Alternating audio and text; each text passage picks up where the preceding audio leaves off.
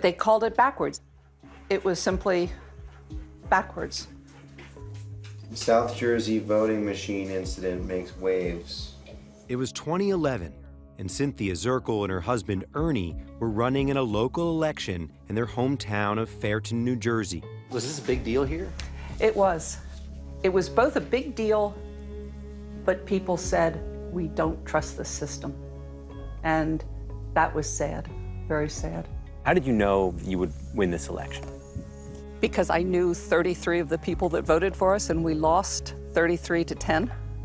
And I knew that that wasn't the case. The results had been switched with those of their opponents. We started calling people that we thought we knew voted for us, because it was just in this district of this township, and we know everybody in this district. Because people voted on electronic voting machines that leave no paper trail, there was no way to recount the votes. Do you blame the electronic voting machine? Now I blame people. And unfortunately, I think that no matter what system you come up with can be rigged. The FBI investigating accusations Vladimir Putin and the Russians were trying to sway the election. The system, folks, is rigged. It's a rigged, disgusting, dirty system. The FBI says states should be on guard to protect against computer attacks that could jeopardize the integrity of their elections. This November, millions of Americans will be voting on electronic voting machines. In 5 states, people will be casting their ballots exclusively on touch screens that leave no paper trail, as well as in individual counties in several other states. When you have an electronic voting machine with no paper ballot, then you're completely relying on the software in the voting machine to tell you who won. And software is easily replaced in a computer, so somebody can replace it with fraudulent software that lies about who won. Now I'm going to unscrew this sheet metal panel. That's computer scientist Andrew Appel. He knows what he's talking about because he's actually hacked the voting machines himself. And you see, you don't have to be a computer expert to actually hack the voting machine. So I remove it simply by prying it loose from its socket with a screwdriver. If it's a really close election, then one swing state will make the difference.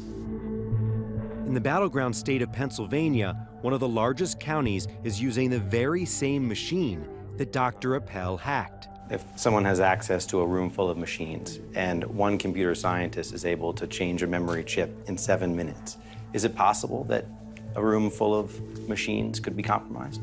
Honestly, I don't know how you could do it in 7 minutes. You could maybe, once the panels were off, it may not take that long. In our case, there would be some evidence of tampering that the judge of election would obviously notice that next day. These machines are put into a school, they're in a warehouse. Is it secure? Each polling location is supposed to have a secure locked room in which the machine is placed. The machines themselves have a lock on them. And then we have, and I'm not going to explain it, but we do have also an additional tamper-evident safeguard.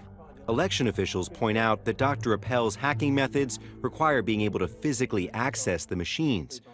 So we went to see how hard that would actually be in Mercer County, New Jersey. This is the warehouse. We have 600 machines in here, and we have several cameras throughout. I believe there's 8 cameras throughout the building. Could someone get in here and switch the memory chips at night without you knowing about it? No, because the alarm would go off, the cameras would come on and record them coming in, and by the time they even tried to get into a machine, the police department would be here. So you actually program this to say, this button's for Hillary Clinton, this button's going to be for Trump? No, that's done by Dominion. Dominion is the company behind the machines. We reached out to them, but they didn't respond to our request for comment. Would you prefer that this machine had a paper ballot attached to it? I think it'd be great if voters could walk out with a piece of paper that said your votes were recorded for these candidates. And if we had the funding to make that available to voters, that would be a great thing. The federal government actually gave states lots of funding, hundreds of millions of dollars, to improve their voting systems after the 2000 Bush-Gore election disaster in Florida.